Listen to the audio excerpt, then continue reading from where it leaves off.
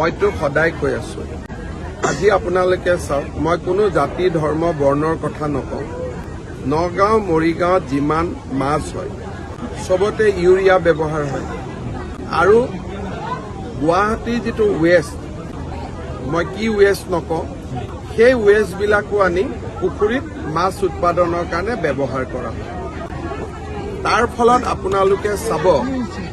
আজিৰ পৰা 4 বছৰ আগত যিমান কিডনি বেমাৰ হৈছিল এতিয়া তাতকৈ বহুত বেছি মানুহৰ কিডনি বেমাৰ হয় গতিকে যেতিয়ালৈকে খাদ্য আমি সুৰক্ষিত কৰিব নোৱাৰো মাছৰ উৎপাদন বঢ়াৰ কাৰণে আন বহুত অৰ্গেনিক নিয়ম আছে কিন্তু যদি শৰ্টকাটত যায় তেতিয়াতো কাম নহব এই কথাবোৰ মই কোৱা নহয় বিভিন্ন টিভি ইণ্টাৰভিউত এই খেতিয়কসকলে কৈছে যে আমি ইউৰিয়া ব্যৱহাৰ কৰোঁ এটা খেতিত ইউৰিয়া দিলে গছ পাব গছে খাদ্য উৎপাদন কৰিব এটা তাত পুৰা সাইন্টিফিকেলি বুজোৱা আছে যে কিমান ইউৰিয়া হ'ব কিমান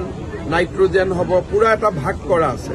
এটা মাছত পোনে পোনে ইউৰিয়াটো দি দিয়ে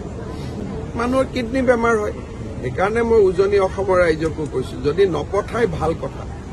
সুযোগটো ল'ব লাগে বজাৰখন এই সুযোগতে ল'ব লাগে আৰু কাজিয়া কৰি নহয় যে আমাৰ মাছটো স্বাস্থ্যৰ উপযোগী তেতিয়া মানুহে 2 টকা বেছিও দিব নিউজ ডেস্ক ৰিপোৰ্ট ইত্যাদি A to Z।